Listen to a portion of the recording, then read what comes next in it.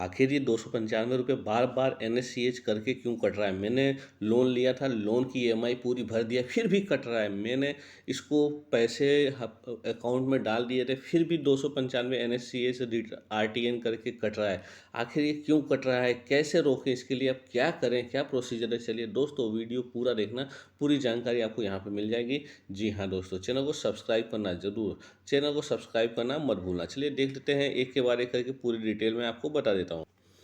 सबसे पहले मैं आपको बता दूं मैसेज क्या आ रहा है, कैसे आ रहा है। देखिए दोस्तों, जैसे कि बैंक ऑफ इंडिया की तरफ से मैसेज आया है, एसबीआई, पीएनबी, कहीं से भी मैसेज आ सकता है। मतलब जहाँ पे आपका अकाउंट है, जहाँ से पैसे कटे, लेकिन मैसेज का मतलब सेम होता है।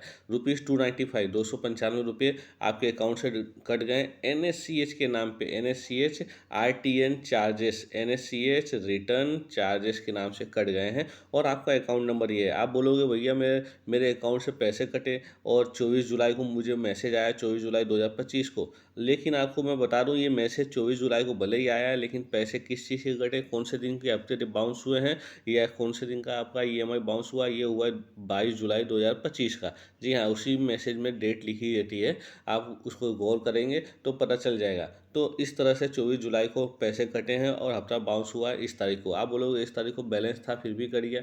चलिए हम दोस्तों वो भी देखेंगे। और हाँ, ऐसे मिलता जुलता आपका किसी और बैंक से भी मैसेज आया हो, जरूर कमेंट बॉक्स में कमेंट करना, पूरा मैसेज लिखना, ताकि उस पर भी वीडियो बनाया जा सके, उसके बारे में भी आपको जानकारी दिया जा सके। मैसेज करते समय ध्यान देना कि जैसे ये लास्ट के 4 अंक के अकाउंट नंबर की, ये बदल देना है। बाकी इसको बदलने की ज़रूरत नहीं, इसको बदलने की ज़रूरत नहीं, ये तो सेम रहेगा। इसको बदल देना हो तो इसको बदल देना है, ठीक है। लेकिन अकाउंट नंबर, मोबाइल नंबर, ये से लास्ट के 4 अंक बदल के पूरा का पूरा message same to same comment box में कमेंट करना, ताकि उसके ऊपर वीडियो बनाया जा सके।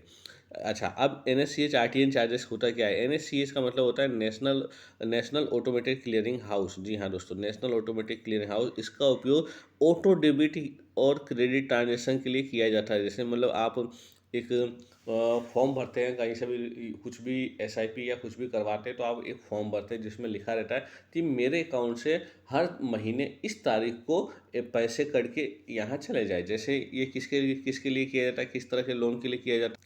जैसे कि ये किया जाता है ईएमआई भुगतान के लिए। जी हाँ, जैसे आपने कहीं होम लोन लिया है, पर्सनल लोन लिया है, या फ्रिज का लोन, एसी का लोन, कूलर का लोन, बाइक लोन, कुछ भी लोन लिया है, तो वहाँ पे आपसे फॉर्म भी भरवाते हैं एनएससीएच का, ठीक है। ईसीएच का फॉर्म जिसको बोलते हैं, वो फॉर्म भी भरवाते हैं। उसका मतलब होता है इलेक्ट्रॉनिक क्लियरिंग सिस्टम।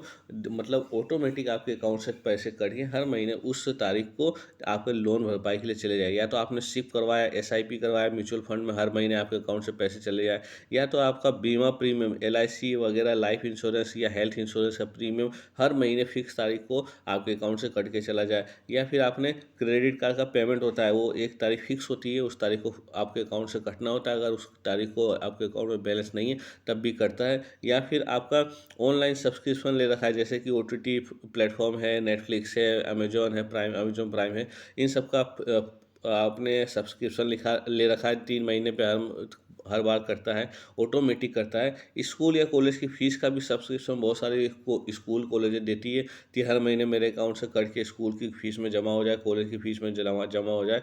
और उसी तरह बिजली का पानी हुआ, गैस, बिजली हुआ, पानी हुआ, गैस हुआ, इन सब का बिल का भी पेमेंट ऑटोमेटिक बहुत सारे लोग करते हैं। बहुत सारे लोग रिकरिंग करवाते हैं, रिकरिंग डिपॉजिट, उसके लिए भी ऑटो डेबिट की सुविधा लेते हैं। तो इन सब चीज़ों के ऑटो डेबिट पेमेंट सिस्टम किया जाता है। अब इनमें से कोई भी आपने ले रखा है और अगर आपका तय समय पर अकाउंट में बैलेंस नहीं है, तो वो बाउंस होता है। बाउंस कितनी बार होता है, कैसे करता है, वो भी हम देखेंगे। बाउंस होके वो 295 रुपये आपके अकाउंट से कटते हैं। अब एनएससीएच रिटर्न कब होता है, जैसे मैं बता दूं, रिटर्न कब होता है, जैसे कि आपके अकाउंट में पर्याप्त बैलेंस नहीं होता है।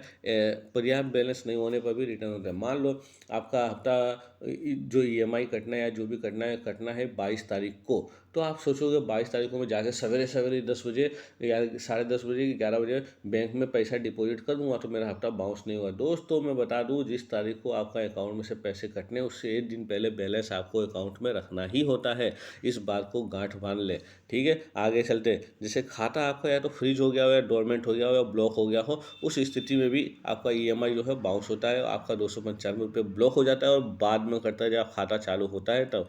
गलत खाता डिटेल्स होने पर, अगर आपने आपने ये ईसीएस का फॉर्म भरते समय अकाउंट नंबर गलत दिया है, तभी जो है बाउंस होता है और 295 रुपये आपके अकाउंट से लगते हैं।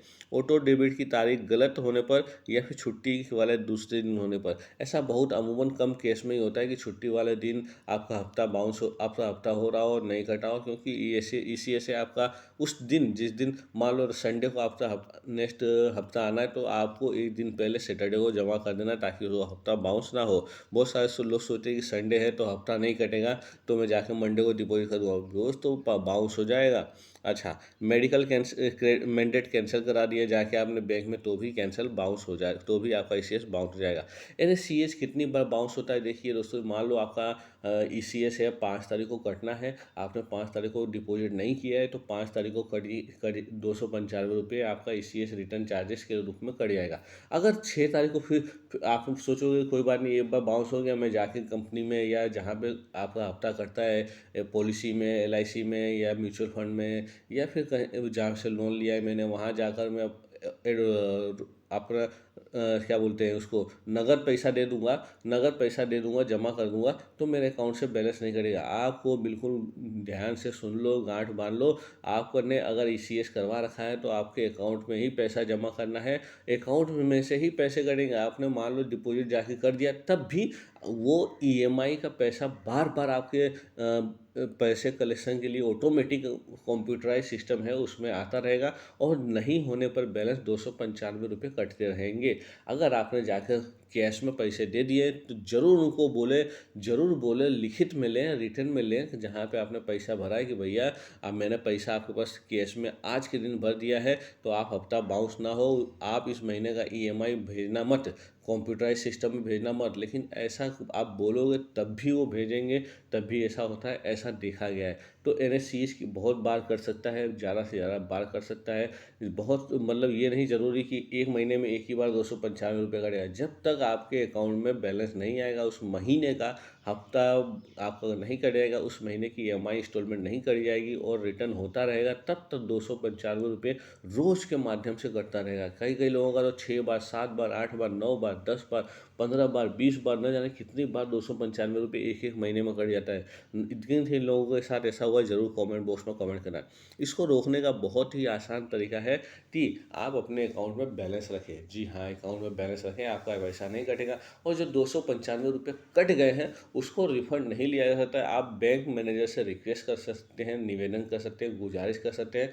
और अगर बैंक मैनेजर चाहे दया करे, रिक्वेस्ट करने पर, गुजारिश करने पर, हालांकि ये बहुत मुश्किल होता है, क्योंकि ये प्रॉपर गलती होती है इंडिविजुअल की, कस्टमर की, और जहाँ से लोन लिया है वहाँ की, तो बैंक मैनेजर इसमें हस्तक्षेप नहीं करते हैं, क्योंकि बहुत ज़्यादा इसमें लॉस जाता है, बहुत ज़्यादा तकलीफ ये हो जाता है, तो इसको रिफ़ंड नहीं किया जा सकता, ये मान के चलना है, इसको रिफ़ंड नहीं लिया जा सकता है। कुल मिला के देखा जाए तो आपके अकाउंट में बैलेंस होना चाहिए, एनएससीएच को रिफ़ंड नहीं ले सकते हैं। फिर ठीक है, ये देखिए जैसे लिखित में रिपोर्ट रिफंड आवेदन करें, देखिए जैसे मैं बताया है, स्टेटमेंट लेकर शाखा में जाएं और जाकर वहाँ पे रिफंड के लिए आवेदन लिखें। रिफंड लेना आपका हक नहीं है, लेकिन फिर भी आप रिफंड के लिए आवेदन कर सकते हैं, लेकिन आपको मिलेगा नहीं। जिस कंपनी को मैसेज दिया है उसे लिखकर ईएमआई, एसआईपी या फिर बीमा कंपनी से मैंडेट रखवाएं। अगर आपका हफ्ता पूरा कट गया है फिर भी वो बार बार भेज रहा है, तो उससे मैंडेट जो है कैंसिल करवाएं। ऑटो डेबिट कटने की तारीख से एक दिन पहले खाते में पर्याप्त बैलेंस रखें, तो आपका हफ्ता नहीं कटेगा। इसके अलावा और भी किसी का कोई कमेंट हो, जरूर कमेंट बॉक्स में कमेंट करना है, उसका जवाब दिया जाएगा। फिलहाल इतना ही, धन्यवाद।